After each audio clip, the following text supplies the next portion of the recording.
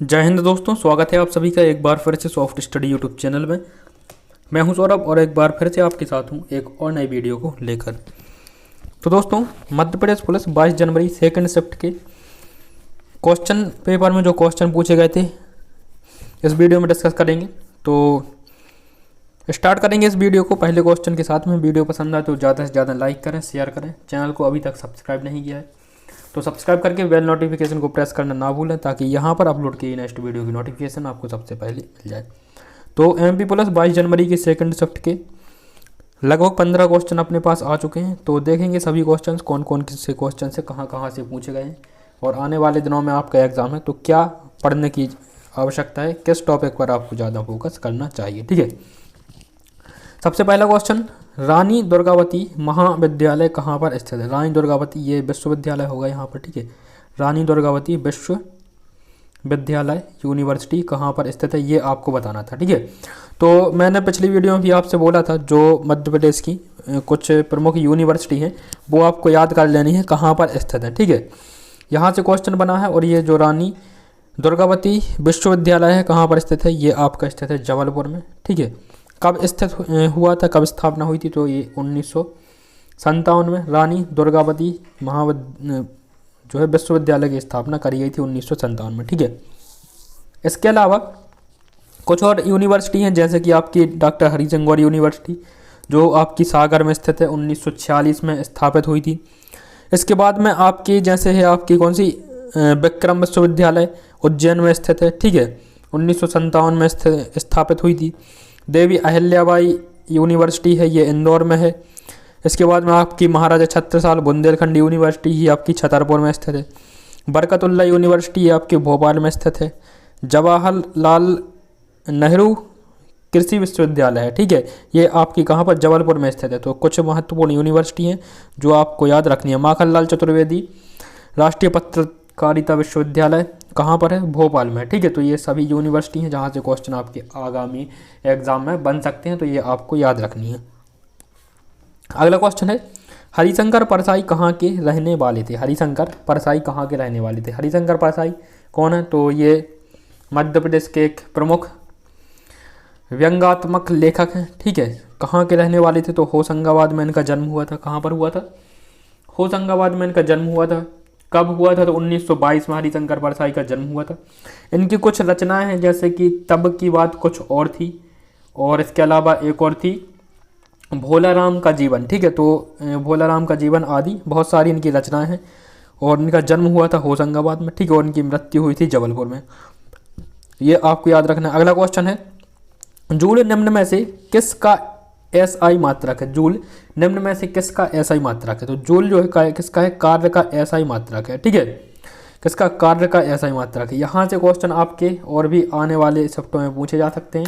तो जो आपके इकाई हैं और जो इनके मात्रक हैं, एसआई मात्रक हैं, तो इनको आपको एक बार देख लेना है, इनका रिवीजन कर लेना है, यहाँ से क्वेश्चन पूछा जा सकता है। ठीक है, अगला क्वेश्चन, और लगभग मैंने बहुत सारे वीडियोज़ में आपसे बोला है यहाँ से क्वेश्चन बनेगा ही, और इस शिफ्ट में यहाँ से क्वेश्चन बना। देखिए, खजुराहो को यूनेस्को की विश्व धरोहर सूची में कब शामिल किया गया था। खजुराहो को यूनेस्को की विश्व धरोहर सूची में कब शामिल किया गया था। ठीक है, तो कब किया गया दोस्तों, 1986 में किया गया था। 1986 में खजुराहो को विश्व धरोहर सूची में शामिल किया गया था। और इसके अलावा मध्य प्रदेश के 3 स्थान आपके विश्व धरोहर सूची में शामिल हैं। एक खजुराहो, दूसरा आपका सांची है जो कि रायसेन जिले में पड़ता है, विदिशा के निकट। ठीक है, सांची को कब किया गया था, 1989। ठीक है, 1989 में। इसके बाद में आपका भीमबेटका है, भीमबेटका। ठीक है, भीमबेटका को कब शामिल किया गया था यूनेस्को की विश्व धरोहर सूची में, तो 2003 में। ठीक है, भीमबेटका को किया गया था। और इसके अलावा मांडू है, तो मांडू प्रस्तावित है। ठीक है, इसे शामिल किया जा सकता है, ये भी आपको याद रखना है। पूछा जा सकता है मध्य प्रदेश का कौन सा स्थान है जो प्रस्तावित है। ठीक है, तो मांडू प्रस्तावित है। अगला प्रश्न है, ओजोन परत किस मंडल में स्थित है। ओजोन परत किस मंडल में स्थित है। ओजोन परत कहाँ से कहाँ पर पाई जाती है। ठीक है, तो देखिए, जो वायुमंडल के जो आपकी परतें होती हैं, ठीक है, 5 मुख्य परतों में 4 में बांटा गया है। इसके बाद में आपका बहिर्मंडल आ जाता है। ठीक है, सबसे जो पहली परत होती है इसे क्षोभ मंडल कहते हैं। मान के चलते हैं ये हमारी पृथ्वी है, गोल है। ठीक है, अच्छे से बनाते हैं यहाँ पर, ये हमारी पृथ्वी है गोल। इसके ऊपर की जो परत होती है 0 से 10 किलोमीटर की, इसे बोलते हैं क्षोभ मंडल। इसके ऊपर क्षोभ मंडल के ऊपर की परत होती है आपकी समताप मंडल। समताप मंडल के बाद आता है मध्य मंडल। मध्य मंडल के बाद आता है कौन सा आपका आयन मंडल, और आयन मंडल के बाद में आता है कौन सा बहिर्मंडल। ठीक है, तो जो बहिर्मंडल है वो अंतरिक्ष का कुछ भाग होता है। ठीक है, जो आपकी ओजोन परत स्थित है ये कहाँ पर स्थित है, ये आपकी दूसरी वाली परत है, जो कौन सी समताप मंडल। ठीक है, समताप मंडल स्ट्रेटोस्फीयर में स्थित है ओजोन परत। 10 से 50 किलोमीटर इसकी मोटाई लगभग हो सकती है, अलग अलग स्थानों पर अलग अलग ये हो सकती है। सबसे पहला छिद्र कहाँ पर देखा गया ओजोन परत में जिसकी मोटाई बिल्कुल कम चुकी थी। ठीक है, सबसे पहला ये देखा गया कहाँ पर, अंटार्कटिका में। अंटार्कटिका में, ठीक है, सबसे पहला ओजोन परत होल, ओजोन परत छिद्र देखा गया। ओजोन परत संरक्षण से संबंधित कौन सा प्रोटोकॉल है, तो मॉन्ट्रियल प्रोटोकॉल है। कौन सा, मॉन्ट्रियल प्रोटोकॉल ओजोन परत संरक्षण से संबंधित है। ओजोन परत संरक्षण दिवस कब मनाया जाता है, तो 16 सितंबर को मनाया जाता है ओजोन परत संरक्षण दिवस, 16 सितंबर को। ठीक है, ओजोन परत को मापने की जो आपका पैमाना होता है वो क्या है, ओजोन परत को मापने की यूनिट कौन सी है, तो डबसन यूनिट है। कौन सी, डबसन यूनिट। डबसन यूनिट में ओजोन परत की मोटाई को मापते हैं। तो ये सभी ओजोन परत से इतने क्वेश्चन बन सकते हैं, तो ये सभी क्वेश्चंस आपको याद रखने हैं। ठीक है, अगला क्वेश्चन है 1957 में मध्य प्रदेश की विधानसभा सीटों की संख्या कितनी थी। 1957 में मध्य प्रदेश की विधानसभा सीटों की संख्या कितनी थी। ठीक है, तो ये थी दोस्तों कितनी थी, 288। कितनी थी 1957 में, 288 थी विधानसभा सीटों की संख्या। अगला क्वेश्चन, गायत्री जो मंत्र है किस वेद से लिया गया है। गायत्री मंत्र किस वेद से लिया गया है, तो गायत्री मंत्र जो लिया गया है किस वेद से, यजुर्वेद एवं ऋग्वेद दोनों से लिया गया है। कुछ इसका जो पाठ है ओम भूर्भुवः, ठीक है, भुवस्सुवः, ये लिया गया है आपका किससे, यजुर्वेद से। इसके बाद का आपका ऋग्वेद से लिया गया है, लेकिन ऑप्शन में जो था ऋग्वेद दिया हुआ था अकेला, तो वहाँ पर आपको ऋग्वेद आंसर करना है। ठीक है, गायत्री मंत्र कहाँ से लिया गया है, यजुर्वेद एवं ऋग्वेद दोनों से लिया गया है, लेकिन कहीं कहीं ऋग्वेद देखने ऑप्शन में मिलता है, तो वहाँ पर ऋग्वेद आपको आंसर करना है। ठीक है, अगला क्वेश्चन है इंदौर का खंडपीठ की इंदौर में जो खंडपीठ है मध्य प्रदेश न्यायालय की, ठीक है, इसकी खंडपीठ की स्थापना कब हुई थी। ठीक है, तो इंदौर में और ग्वालियर में कब हुई थी, 1968 में, 1968 में। 1968 में इंदौर एवं ग्वालियर खंडपीठ की स्थापना की गई थी। नेक्स्ट क्वेश्चन है, गेहूं में सर्वाधिक नुकसान किससे होता है। गेहूं में सर्वाधिक नुकसान किससे होता है, तो फंगस के कारण गेहूं को सर्वाधिक नुकसान होता है। किसके, फंगस के कारण। ठीक है, इसके अलावा एक क्वेश्चन आया था दोस्तों, ईश्वर पांडे IPL में किस टीम से खेले थे। ठीक है, और जो ईश्वर पांडे हैं IPL में किस टीम से खेले थे, देखिए ये जो है पुणे से भी खेल चुके हैं। ठीक है, पुणे से खेल चुके हैं और चेन्नई सुपर किंग से खेल चुके हैं। ठीक है, 2 टीम से खेल चुके हैं, चेन्नई सुपर किंग और पुणे से। अब यहाँ पर सन नहीं भेजा है, जिसने भी क्वेश्चन भेजा है कि ईश्वर पांडे कौन से सन में IPL की किस टीम के प्लेयर रहे हैं। ठीक है, ये आपको कमेंट बॉक्स में बताना है। अगला प्रश्न जो पूछा गया, राष्ट्रीय उद्यान से एक प्रश्न पूछा गया था, और IMF इंटरनेशनल जो है इंटरनेशनल मॉनेटरी फंड, अंतर्राष्ट्रीय मुद्रा कोष। ठीक है, यहाँ से एक क्वेश्चन पूछा गया था, इससे भी आपको इससे संबंधित जो क्वेश्चन बनेंगे वो आपको देख लेने हैं।